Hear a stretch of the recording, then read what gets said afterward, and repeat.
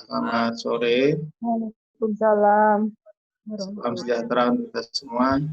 Baik Bapak Ibu, kita kembali bersilaturahmi hari ini sesuai kontrak dengan SIPEN. Kita melanjutkan untuk mata kuliah statistik. Ya. Jadi kalau dari di RPS itu materi ini sekedar hanya untuk penguatan kembali. Jadi kita sudah belajar tentang data, kemudian kita penguatan kembali untuk data tersebut seperti apa nanti untuk setidaknya dalam penyajiannya. Ya. Ini kebetulan saya contohkan ada salah satu mahasiswa yang sudah saya bimbing untuk skripsinya. Ya, jadi ini penyajian data ya, penyajian data. Sebentar saya akan.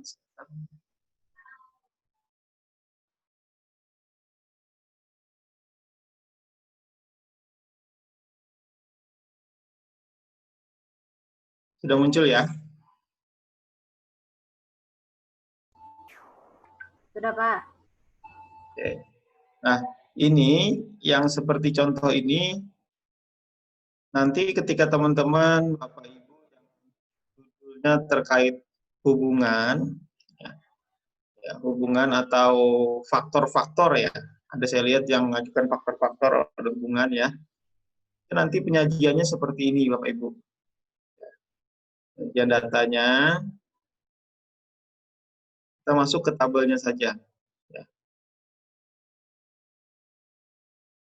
Nah ini ya. Jadi penelitian itu nanti yang ditampilkan adalah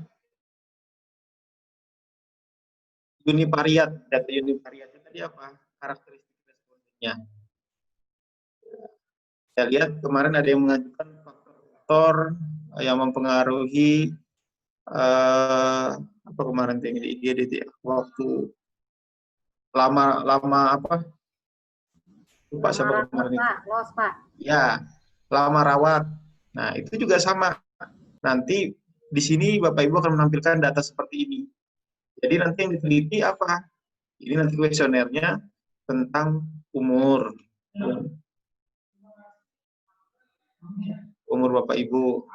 Ya, umur responden maksudnya ya, umur respondennya.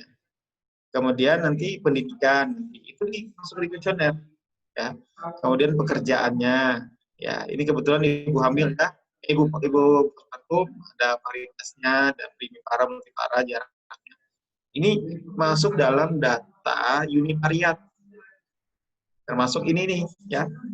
Ini univariat. Cara menyajikannya seperti ini. Jumlah dan persentase. Ya. Nah, kemudian ini juga sama univariat. Ya. Univariat masih patuh tidak patuh, kemudian gizinya, ya, status gizinya. Ini variabel independen dan dependennya. Nah, kemudian baru dihubungkan, muncullah tabel ini. Nanti teman-teman yang penelitiannya hubungan, analisisnya seperti ini pakai chi-square, ya, chi-square lah istilahnya, chi-square. Seperti ini tampilannya, termasuk yang faktor-faktor. Kalau yang faktor apa misalkan nanti hubungannya dengan ini, nanti analisisnya seperti ini ya. Ini kalau teman-teman ini bivariatnya, kalau teman-teman hubungan faktor-faktor. Nah, kemudian nanti untuk penyajian data yang saya stop share dulu, saya akan buka satu lagi. Saya akan tambahkan data yang eksperimen. Ya. Yang eksperimen. Ya, nak, bentar cuci tangan. Ya, cuci tangan dulu. Nah, ini yang eksperimen, Bapak Ibu. Pengaruh sentuhan menggunakan minyak kelapa terhadap penurunan suhu tubuh. Ini di Jonggol. Ini judulnya. Nah, univariatnya apa? Ini kita lihat univariatnya di sini. Penyajian datanya, univariatnya ini. Nah, ini yang pertama. Ini univariatnya yang sebelah kiri ya. Nah, di sini dia tidak membagi, tidak mengkategorikan usia. Jadi 10 responden ada usia 3 bulan sampai 12 bulan. Ya. Itu masih univariat nih, jenis kelamin univariat. Ya. Kemudian suhu tubuh masih univariat, ini masih univariat. Ya, walaupun ini langsung pakai rata-rata. Ya, jadi kapan Bapak Ibu menggunakan rata-rata? Ketika data itu nanti tergantung kebutuhannya, dia mau dilihat rata-ratanya atau sebarannya. Ya. Kemudian habis univariat langsung ke bivariat nih. Ini bivariatnya.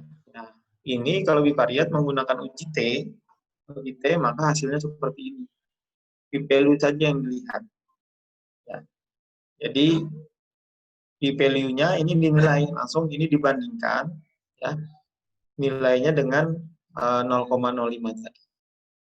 Nah, saya rasa penelitian Bapak Ibu berkisar itu saja dua. Nah, yang pertama seperti hubungan atau faktor-faktor, kemudian ada eksperimen. Nah, itu saja sih sebenarnya penyajian data dalam skripsi yang nanti Bapak Ibu kerjakan. Nah, kemudian nanti untuk presentasi, ketika presentasi disesuaikan. Kalau misalkan kayak ini tadi ya, bagian ini itu mau melihat ada kenaikan suhu tubuh sebelum sesudah, ya. Sebelum sudah dibuat aja sebelum sudah grafik ke atas. Tapi jangan memunculkan grafik dalam skripsi. Ya, jadi grafik itu dimunculkan untuk presentasi saja. Kalau skripsinya tidak perlu grafik, tabel cukup. Nah, itu saja nanti yang akan muncul di seputaran yang akan Bapak Ibu laksanakan dalam penelitian. Gitu ya Pak Amin dan teman-teman. Silakan diskusi saja kita. Ini materinya mereview yang kemarin, uji normalitas, kemudian bagaimana menampilkan data. Barangkali sudah ada yang baca jurnal. Pak, mau nanya Pak. Monggo, monggo. Pak, untuk bedanya apa? Bivariat, univariat, multivariat itu yang seperti apa ya Pak ya? Maksudnya data yang seperti apa kita ini kan Pak? Oke, bagus pertanyaannya Bu Rita ya. Jadi univariat, ya, ada univariat, bivariat, dan multivariat. Univariat tadi misalkan laki-laki, perempuan. Berapa laki-laki, berapa perempuan. Itu univariat. Ya. Kemudian usia 30 berapa orang, usia 31 berapa orang, itu univariat. Nah, ketika bivariat dia sudah mulai menghubungkan apakah ada hubungan jenis kelamin dengan COVID misalkan ya. Apakah ada hubungan antara jenis kelamin dengan kejadian diabetes? Itu bivariat. Nah, kalau dia multivariat, tadi misalkan ada faktor A, faktor B, faktor C, faktor D. Di antara semua faktor tadi punya hubungan. Misalkan usia terhadap tekanan darah, misalkan nutrisi terhadap tekanan darah. Apakah usia dan nutrisi tadi, mana yang paling berpengaruh? Itu multivariat. Nah, saya rasa kalau untuk penelitian skripsi, jangan sampai multivariat, Bu. Lelah nanti, capek. Penelitian untuk level sarjana cukup sampai bivariat. Nah, kalau misalkan nanti dengan dosennya melakukan penelitian, biar nanti dosennya yang menganalisis multivariat. Bisa jadi tim penelitian jadi penelitian gabungan, nanti multivariatnya biar dosen yang eksekusi, mahasiswanya cukup sampai bivariat. Gitu ya, Bu? Ya, Nah, jadi ya gimana? Ini kan saya kan faktor-faktor ya Pak. Nah ini kan kalau misalnya kayak faktor-faktor kan misalnya saya ngambil 3 faktor gitu Pak. Ya. Nah itu nanti hubungannya kan nanti bisa Faktornya faktor pertama apa? Misalnya asesmen pasien datang ke UGD gitu Pak. Ya, faktor 2. Faktor 2 mungkin menunggu hasil laboratorium gitu Pak. Nah, terus faktor 3. Apa namanya, ruang rawat inap yang penuh gitu Pak. Oke. Berarti faktor 1 itu gambarannya, faktor 2 gambarannya, masing-masing faktor itu yang 3 faktor A tadi ya. Faktor pertama itu gambarannya seperti apa, hasilnya seperti apa, itu masuk di univariat. Nah, nanti faktor B seperti apa masuk di univariat. Faktor C seperti itu juga. 3 faktor tadi, faktor 2, 1, 2, 3 yang. Nah, ketika dia bivariat nanti faktor ini terhadap lama rawat gitu ya. Iya, iya Pak. Faktor yang pertama terhadap lama rawat. Faktor kedua terhadap lama rawat. Faktor ketiga terhadap lama rawat. Nah, jadi 3 faktor ini dicari hubungannya.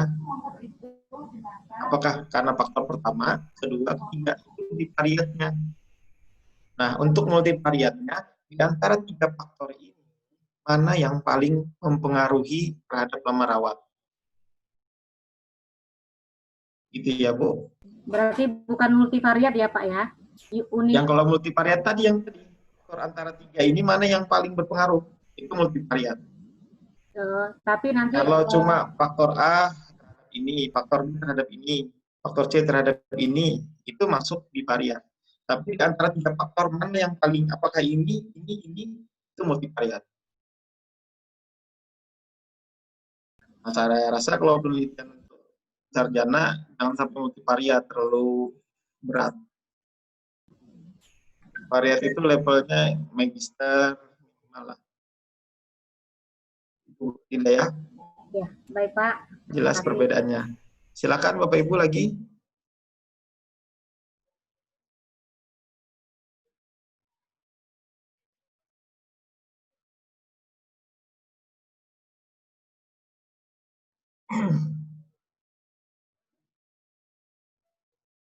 Sepertinya sudah jelas semua ya. Sudah paham. Atau masih adaptasi bingung-bingung. Kenapa Bu Juliana udah pecet-pecet kepala? Nah, Bu Siti udah garuk-garuk gatal ya Bu.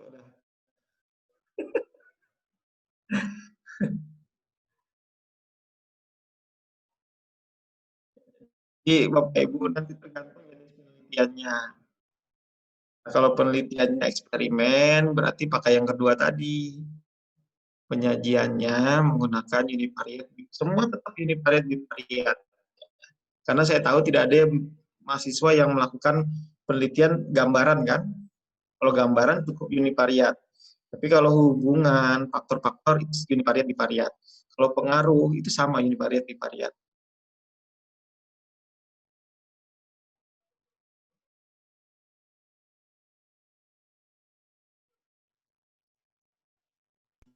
Pak, untuk Pak, nanya lagi Pak. Silakan. Untuk yang pendahuluan latar belakang itu Pak, mungkin Kenapa? ada triknya Pak untuk pencarian data, mungkin pilih yang mana gitu Pak? Oke, Karena kan untuk referensi ya. untuk internasional seperti itu Pak. Gini, kalau untuk penelitian itu baiknya Bapak Ibu mencari referensi langsung ya, langsung misalkan cari judulnya apa. Tapi kalau misalkan kesulitan, cari di jurnal yang digunakan. Misalkan ya saya contohkan ya. Seperti ini. Ini di latar belakang dia kan punya referensi kasus nih. Mana ya kasusnya? Nah, misalkan gini ya, ini latar belakang penelitian ini masih Bapak Ibu kan nggak punya bukunya ya, nggak punya bukunya ini. Silahkan aja nanti coba browsing penelitiannya. Dan ini dari di sini cari penelitian si ASI ini, cari referensinya di sini.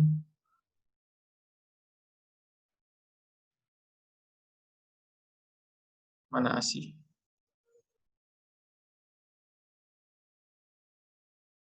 Nah, ASI itu baru dibuka penelitiannya, Bapak Ibu mengambil, mana penelitian ASI tadi yang nggak ada ya? Oh, lengkap juga penelitiannya ya. Jadi gini aja triknya Bapak Ibu. Bapak Ibu cari penelitian sebelumnya, lihat latar belakangnya, kemudian dia pakai si penelitian si A. Nah, cari referensinya, baru browsing penelitian si A tadi pasti punya latar belakang kan, pendahuluan juga kan. Nah, disitulah Bapak Ibu bisa mengulik, mengambil data-data yang sekiranya bisa ditambahkan di penelitian Bapak Ibu. Jadi mengcombine, mencari. Jadi kan pasti penelitian sebelumnya itu sumbernya sebelumnya punya siapa. Nah, dari punya siapa itu yang harus dilihat untuk diambil datanya. Kenapa? Karena tidak semua data itu punya data nasional atau data internasional. Nah, setidaknya Bapak Ibu bisa mengambil dari Riskesdas. Kalau yang tidak ada di Riskesdas, bagaimana caranya? Tidak ada yang misalkan di tempat ini nggak ada, jadi tidak ada yang pakemnya bahwa Bapak Ibu harus cari di sini nggak, cari sini nggak. Jadi pintar-pintarnya mencari penelitian-penelitian sebelumnya.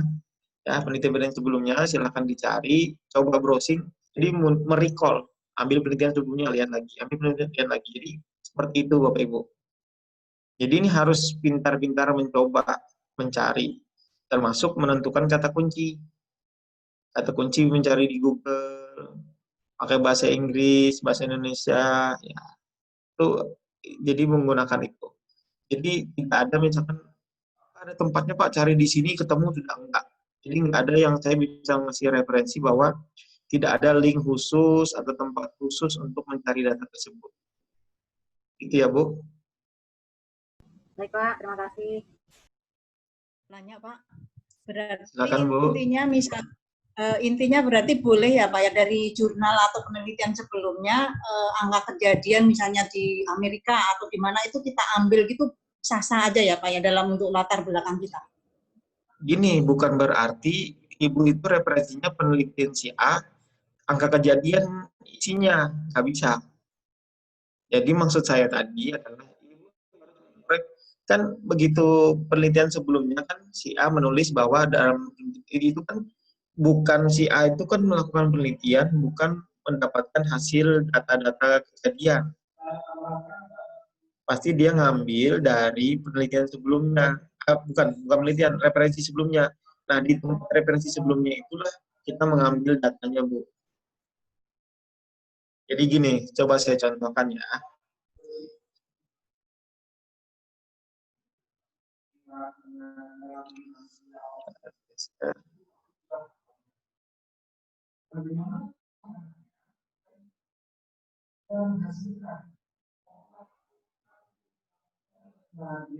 Nah, ini Bu.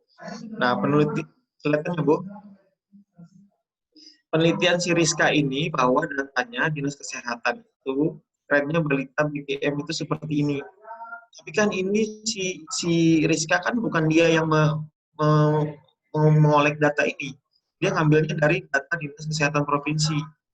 Inilah yang digunakan sebagai referensinya. Jangan penelitiannya referensi yang Ibu gunakan data ini terus dalam kurung penelitian si Rizka karena namanya si Rizka yang meneliti ini. Tetap aja Ibu menggunakan referensi ini, sah-sah aja Bapak Ibu mengambil ini. Gitu ya Bu. Jadi bukan berarti nanti Ibu dapat data kasus, terus dalam kurung penelitiannya tadi, si yang meneliti namanya Rizka. Jadi data kejadian balita tadi dalam kurung Rizka, bukan dia yang meneliti.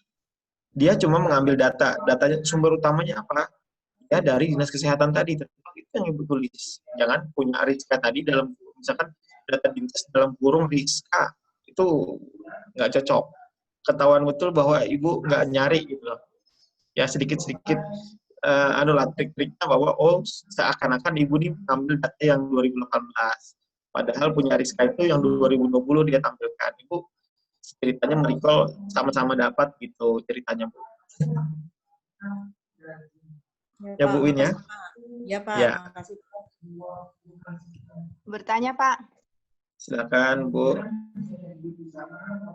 Pak Rifan, bagaimanakah cara mudah kita untuk menentukan rumusan masalah ya Pak ya? Misalnya penelitian itu kita ambil hubungan apa, tentang apa gitu Pak. Cara menentukan rumusan masalahnya gimana Pak? Ya, jadi untuk rumusan masalah, Ibu juga harus rumusan masalah itu adalah kesenjangannya itu apa, gapnya yang Ibu dari penelitian Ibu. Ya, misalkan Ibu meneliti tentang apa, misalkan ini ya, Asia eksklusif misalkan ya, terhadap diare. Nah, kenapa orang yang tidak ngasih Asia eksklusif bisa terjadi diare? Nah, itu yang Ibu ceritakan, bahwa karena sistem imun, karena higienitas dari dot, apa segala macam, itu bisa menyebabkan diare. Gitu bilang Ibu, berdasarkan rumusan masalah tersebut. Jadi bukan mengulang latar belakang yang ada tadi, usahakan kata-kata di rumusan masalah itu tidak ada sama persis di latar belakang. Kenapa? Karena itu adalah bagian benang merahnya yang Ibu simpulkan. Gitu Bu Anis ya. Maaf Pak, belum jelas. Coba gini, saya langsung aja ke bukunya Ibu, penelitiannya tentang apa? Misalnya hubungan motivasi kerja perawat terhadap pelaksanaan prinsip benar pemberian obat. Oke. Nah, sekarang apa permasalahan di motivasi? Apakah perawat tidak punya motivasi terus tidak melaksanakan 6D?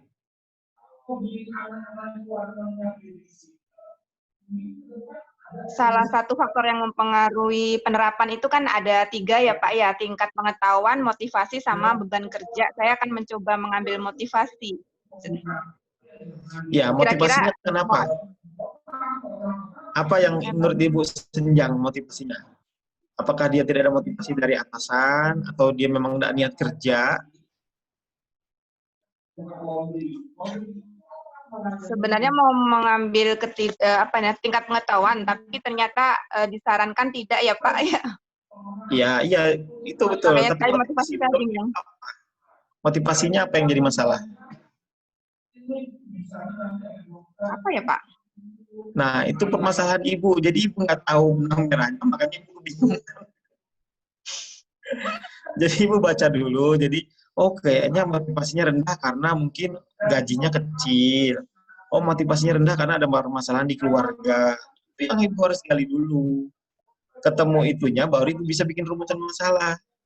Nah, kalau Ibu aja kesulitan apa gapnya, apa kesenjangannya apa, makanya nggak akan rumusan masalah.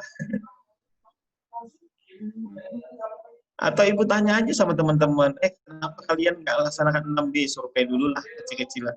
Aduh, capek itu, ribet, saya nggak hafal. Aduh, malas, capek, ini apa segala macam. Itu bagian dari rumusan masalah yang Ibu bisa dapatkan.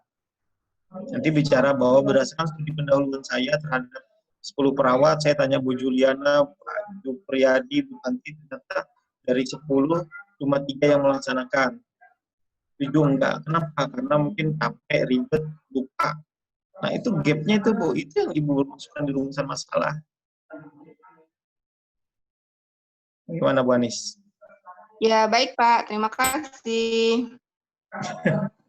Ya, jadi kalau saya lihat memang permasalahannya bukan ini, perlu lagi menggali, perlu sedikit pede, ya. Kayaknya kurang pede aja. Saya yakin Bu Anis tuh tahu, cuma belum pede aja. Belum pede mengambil keputusan menuliskan.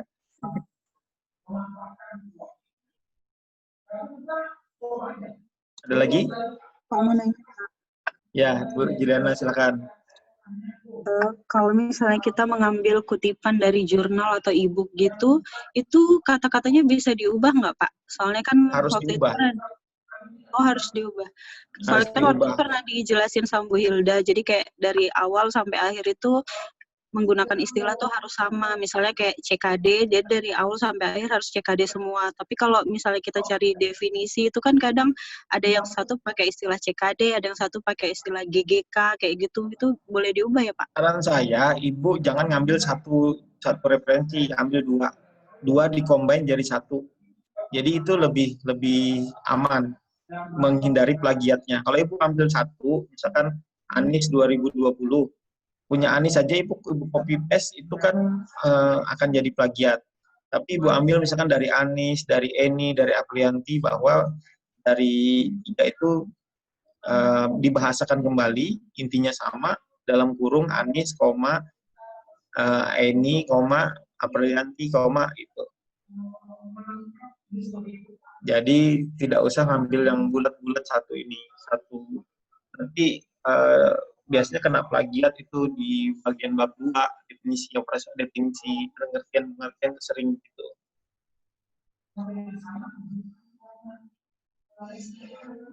Gitu ya Bu Juliana. Iya Pak, makasih.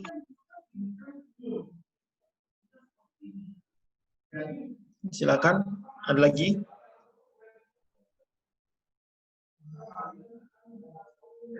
Pak, tanya lagi Pak.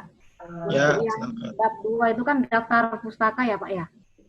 Daftar Tinjauan pustaka. tinjauan pustaka. Nah itu kan terkait teori-teori ya Pak ya? Ya. Misalnya saya kayak di emergensi, mungkin UGD pengertiannya apa gitu kan Pak?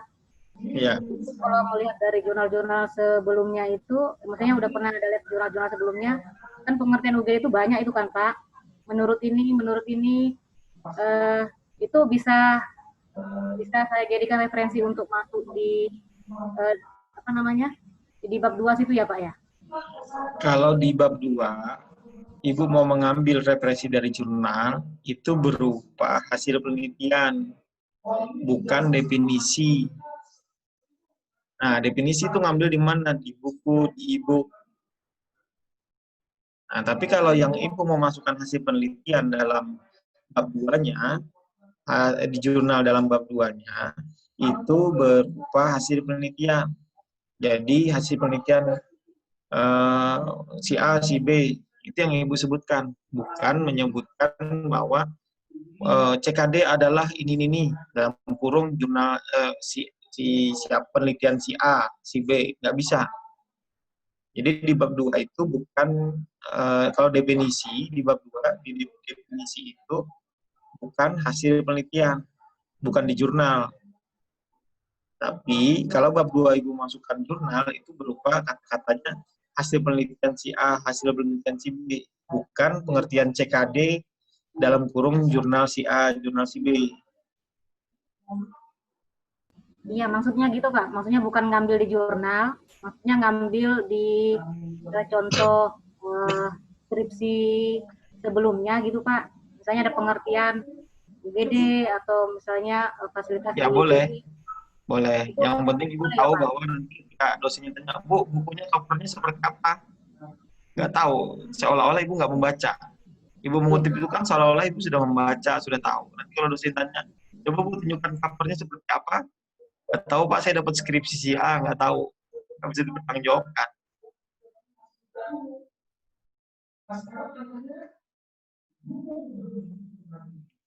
Gitu ya Bu? Ya, baik Pak.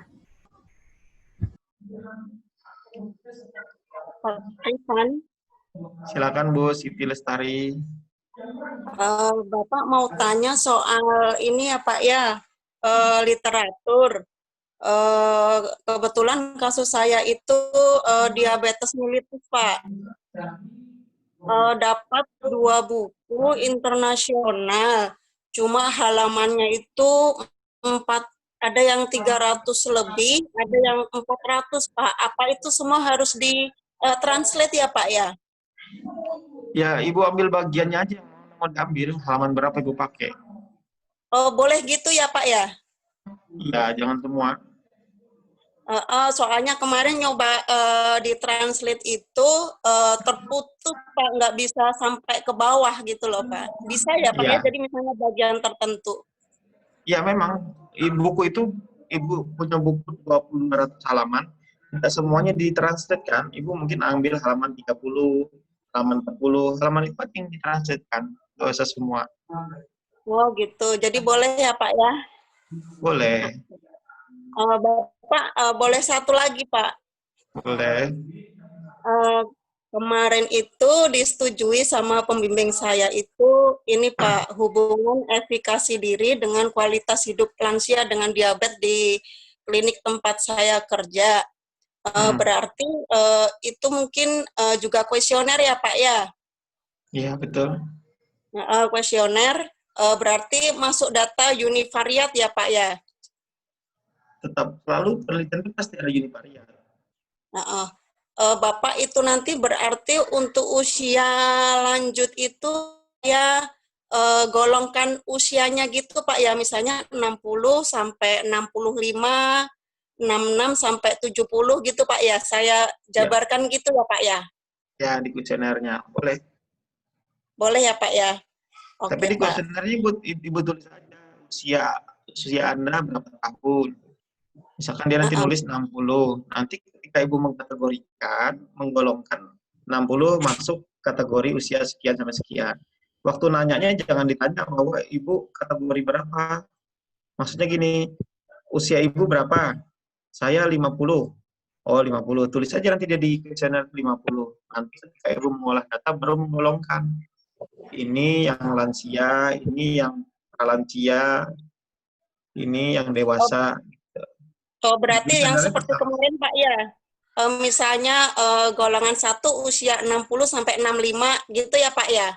Ya, itu cuma Ibu yang tahu nanti mengkategorikannya. Ketika Ibu memberikan kuesioner, tetap aja pertanyaannya terbuka. Usia Anda berapa tahun?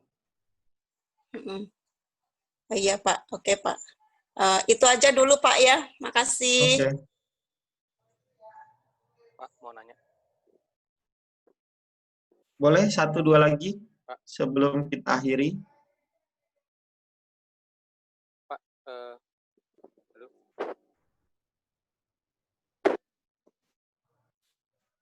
Pak Rifan. Silakan Pak Fahmi. Mencari instrumen baku itu yang baku di mana Pak ya? Apakah ada situs? Suaranya kecil Fahmi. Instrumen baku ya. Tadi saya tangkap mencari instrumen baku, maksudnya kuesioner punya yang standar ya. Jadi kalau yang saya salah dengar tadi ya. Jadi pertanyaan Pak Fahmi di mana tempatnya?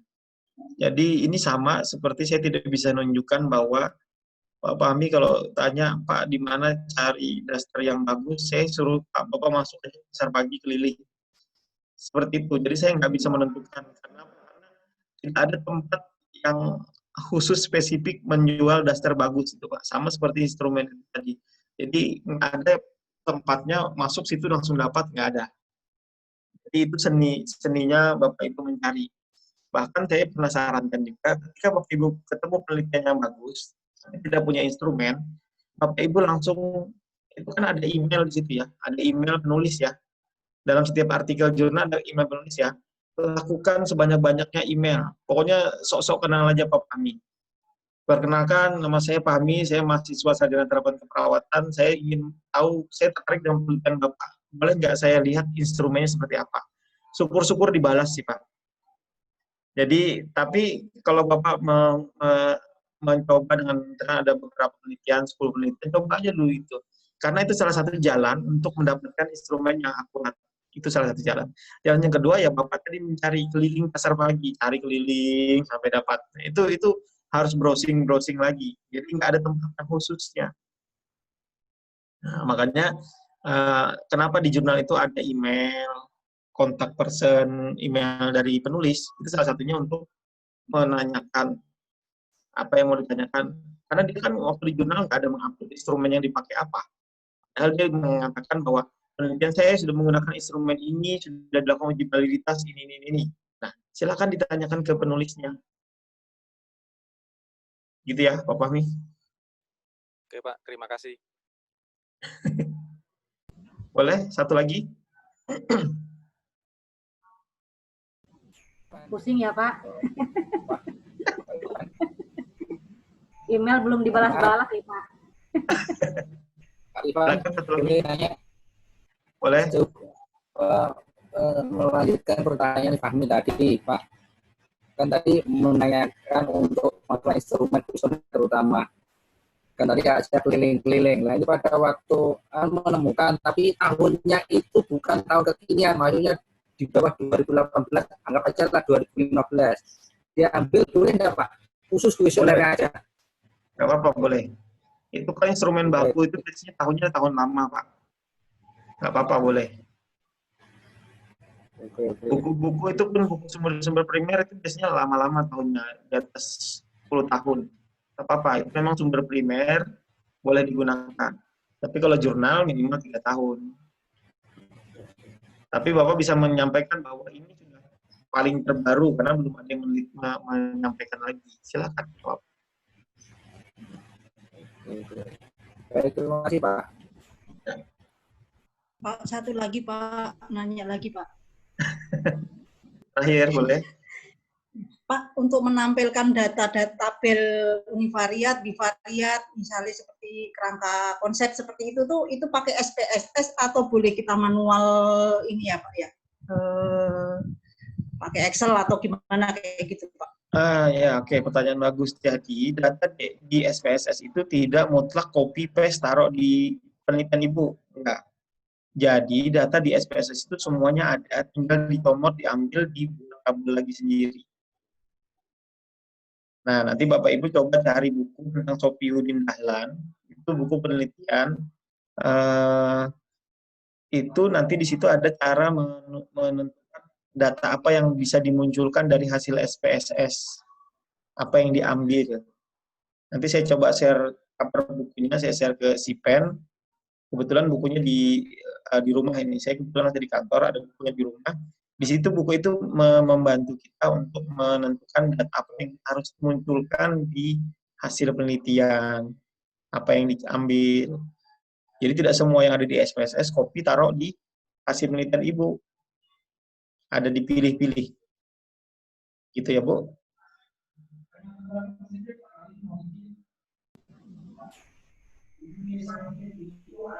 Pak, satu lagi Pak. Oke, silakan. Terkait yang tadi ditanyakan sama Fahmi Pak, terkait instrumen. Misalnya kita udah usaha ini Pak, instrumen bakunya yang kita cari itu kan misalnya mungkin terkait judul penelitian kami itu nggak dapat gitu Pak, atau nggak ada yang baku. Iya. Itu sarannya gimana Pak? Apa kita buat sendiri kuesionernya terkait itu? Nah, itu betul. Itu sudah ada jawabannya tuh. Ibu Rida buat sendiri, tapi dilakukan uji validitas dulu. Setelah valid dan reliable, baru diteliti. Itu kita ngambil untuk kata-kata misalnya pas dari teori. Dari teori ya Pak ya? Ya, dari buku diramu jadi kuesioner. Kuesioner diujikan validitas dan reliabilitas. Ke siapa? Ke tempat yang sejenis homogen. Kalau Ibu meneliti di IGD PKP, berarti bisa IGD yang lain, IGD RSUD Bontang. Setelah valid dan reliable action penelitian. Itu maksimal pertanyaannya ada berapa atau seperti apa Pak? Tidak ada maksimal. Tapi logikanya apakah dengan satu pertanyaan bisa menjawab hasil penelitian Ibu? Nggak mungkin kan? Apakah Ibu membuat satu pertanyaan terus hasil penelitian itu bisa terjawab? Nggak mungkin.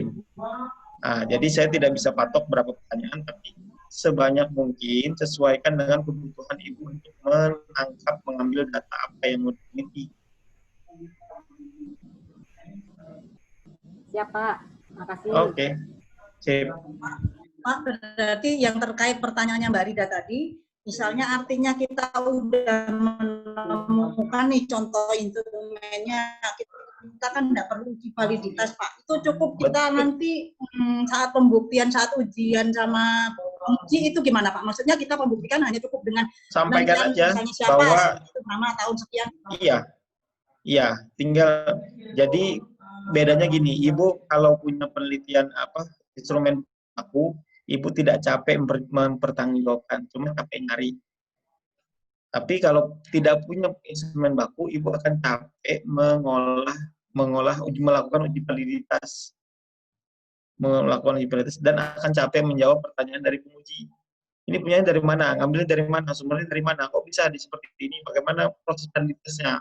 Jangan-jangan proses validitasnya salah. Jangan-jangan tidak valid. Jangan-jangan tidak reliable. Itu yang dihindari sebenarnya. Jaga-jaga. Lebih baik capek-capek cari instrumen daripada capek menjawab. Pak, tapi sebenarnya itu semua judul jurnal itu ada instrumen bakunya ya Pak? Belum tentu. Kalau dari pengalaman Pak Rifan. Belum tentu. Tapi Belum kalau tentu ya. kayak ya, tapi kalau kayak faktor-faktor itu sering banyak sih. Tinggal mungkin usaha sedikit lebih keras.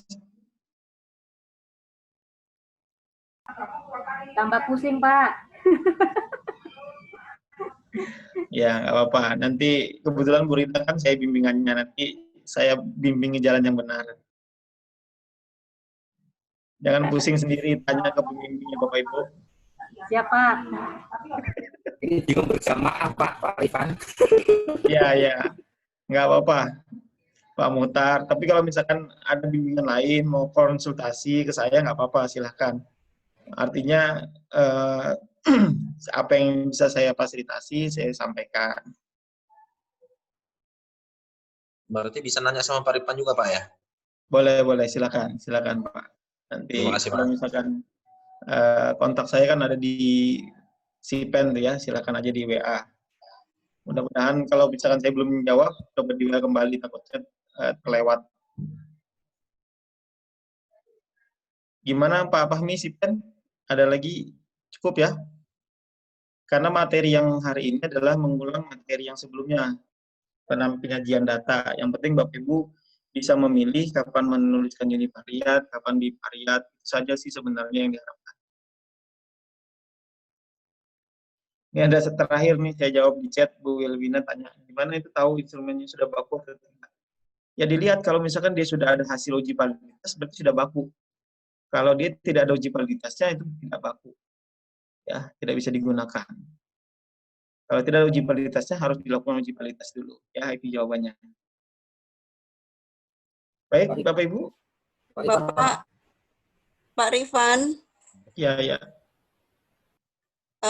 Pak boleh nanya satu lagi, Pak? Nah, jadi terakhir, Pak. Satu lagi. Satu terus, Pak. Udah selesai nih, Pak. Silakan Bu Siti. Bapak misalnya sudah dapat nih kuesionernya, tapi ini sih belum ke pembimbing itu belum disetujui atau gimana gitu, Pak? Bentar.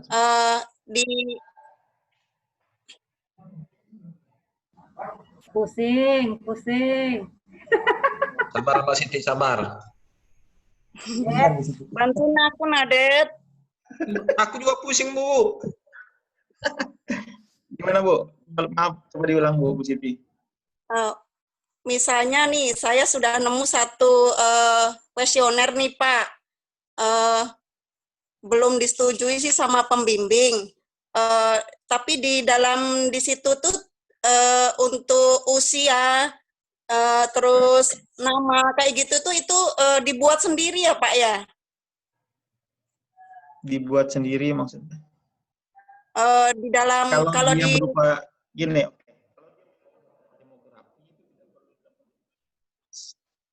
dibuat sendiri boleh, suka-suka Ibu nggak apa-apa. Boleh ya, Pak ya?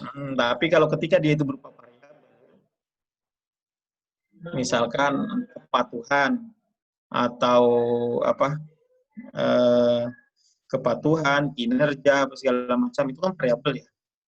Itu nggak bisa dibuat sendiri, harus ada referensinya. Tadi apakah pakai instrumen baku atau tidak. Kalau bukan instrumen baku, harus dibuat dulu. Kalau buat dulu, gimana uji validitasnya dilakukan atau tidak. Itu saja sih. Bapak, kalau menurut tema saya tadi, bisa dibuat sendiri ya, Pak ya? Iya, Pak. Verifikasi diri itu sudah ada instrumen baku. Sudah ya, Pak ya? Berarti Sudah bisa ada. buat sendiri ya, Pak ya? Oke. Makasih banyak, Pak Rifan. Ya.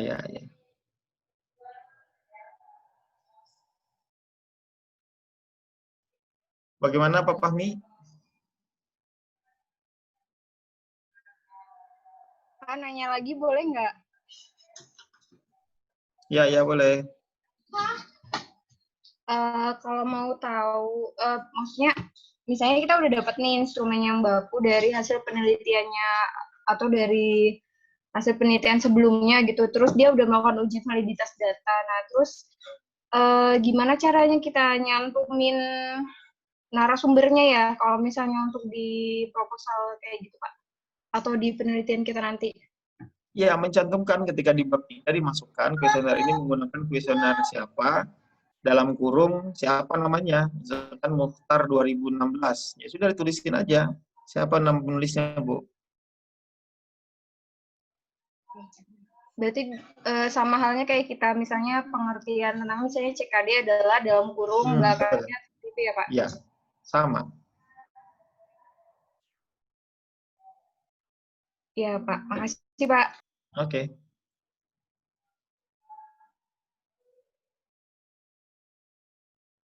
Pak. Nanya ya Pak. Pak, Bu, Ya. Pak, Bu. Misalkan Kayaknya semua lagi galau. udah dapat jurnal yang membuktikan bahwa kuesioner itu tervalidasi dan rehabilitasnya udah teruji gitu Pak. Cuman di dalam jurnalnya itu nggak ada lampiran kuesionernya. Terus misalkan dapat kuesionernya itu dari sumber yang lain, itu boleh nggak Pak? Ya nggak nyambung lah. Oh nggak boleh ya? Kan dia bikin apa? Ibu ngambil dari mana? Ini misalnya kan kemarin tuh saya nyarinya yang FASIT scale buat nilai fatigue. Tingkat fatigue itu Pak. Terus ada jurnalnya yang dia melakukan uji validitas dan reliabilitas untuk FASIT scale yang bahasa Indonesia. Cuman di dalam jurnalnya itu nggak ada lampirannya gitu. Jadi saya coba cari-cari yang lain, cuman belum nemu sih Pak. Jadi gini, filosofinya kuesioner baku itu biar sama gitu loh. Jadi misalkan kayak gini ya, Pak Dedi mau nensi pasien A, pakai tensi merek Omron gitu ya. Terus Bu Julia mau nensi pasien B dengan merek Rester. Dua-duanya itu hasilnya pasti akan berbeda. Kenapa? Mereknya kan beda. Nah, tapi kalau misalkan Pak Dedi pakai Omron, Bu Julia pakai Omron, itu hasilnya akan sama. Kenapa? Bu bisa nih, kenapa hipertensi? Tensinya berarti bagus aja, karena kita sama-sama pakai tensi yang sama. Nah, itu fungsi dari kuesioner. Kuesioner itu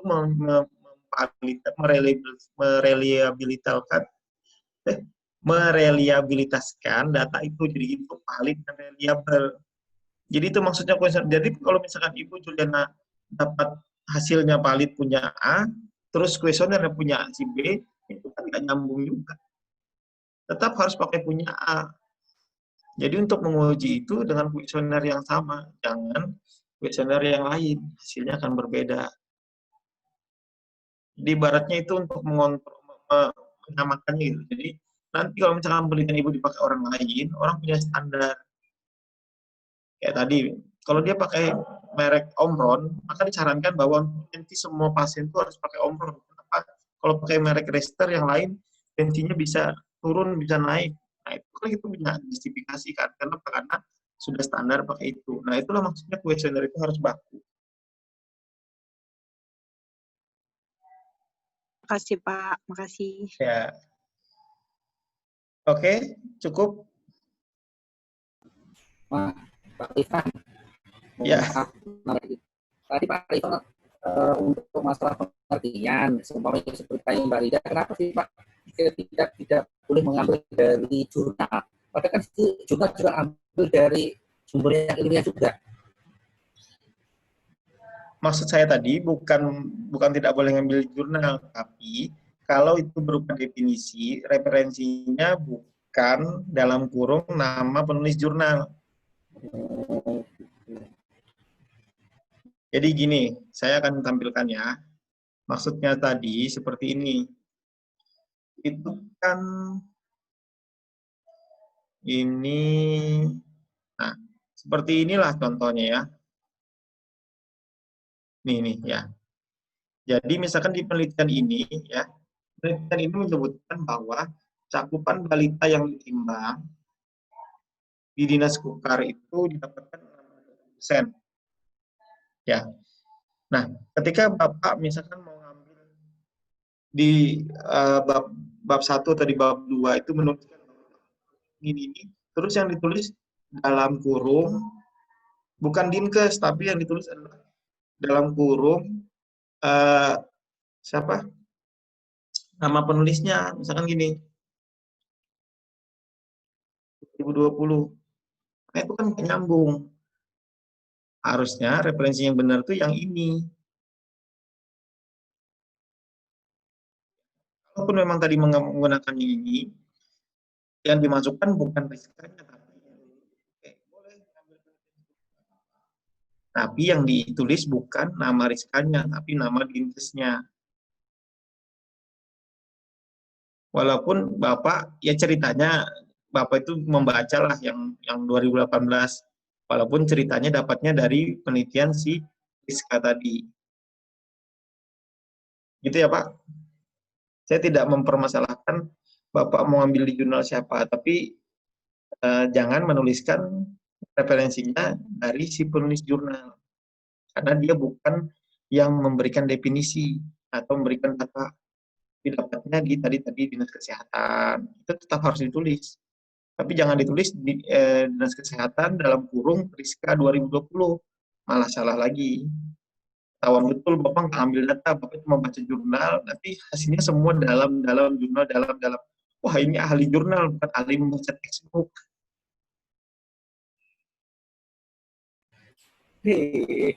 Alamak. Baik, cukup Bapak Ibu. Kayaknya nanti ada sesi tanya jawab khusus kita untuk seputar skripsi lah. Iya, kayaknya ada sesi seperti ini deh Pak ya. Ya nanti Boleh, Pak, gini, Kalau ada buat yang aja, nanti saya siapkan Zoom-nya. Saya punya fasilitas Zoom yang berbayar, bisa lama.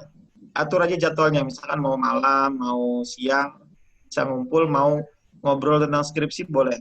Jadi nggak usah di jam kuliah seperti ini, nggak usah terlalu formal. Boleh, misalkan nanti ada inisiasi dari siapa, Pak, saya mau ini, nanti saya buatkan room-nya, kita ngobrol lah. Baik Pak. Pak, mau tanya Pak.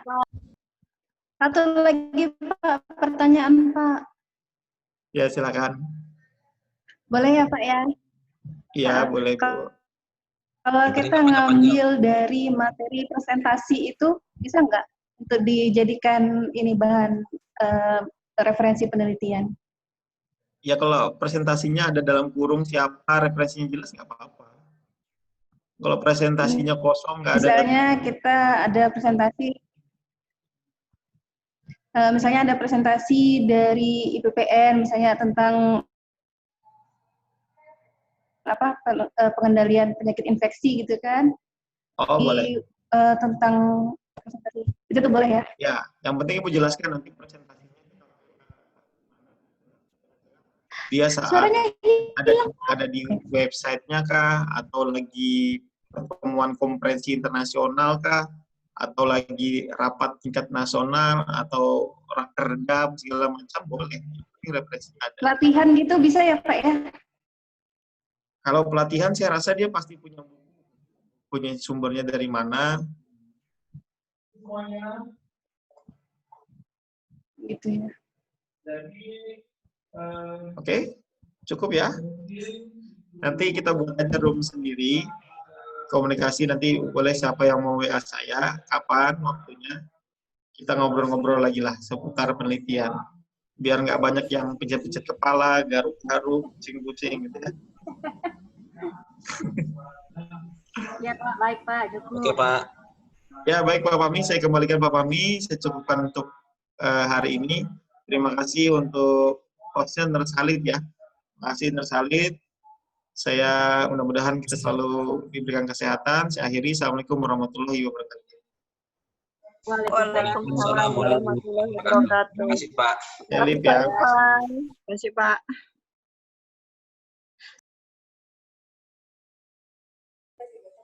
Oke, baik Bapak Ibu. Ini sepertinya belum ada informasi untuk kuliah malam ini ya. Berarti hari ini kita sampai di sore hari ini aja perkuliahannya. Tapi kalau nanti misalkan dalam setengah jam atau 1 jam ke depan ada yang mungkin sudah sempat kontrak tapi baru dibalas, nanti silakan sampaikan aja kepada saya kalau misalkan memang ada kuliah. Tapi kalau tidak ada berarti malam ini kita tidak ada kuliah. Seperti itu. Mas Khalid. Ya Pak. Tadi saya coba WA Pak Joko. Kalau Pak Joko malam ini nggak bisa, katanya berhalangan karena ada kuliah juga. Saya lagi tunggu kabar dari Pak Supriyadi.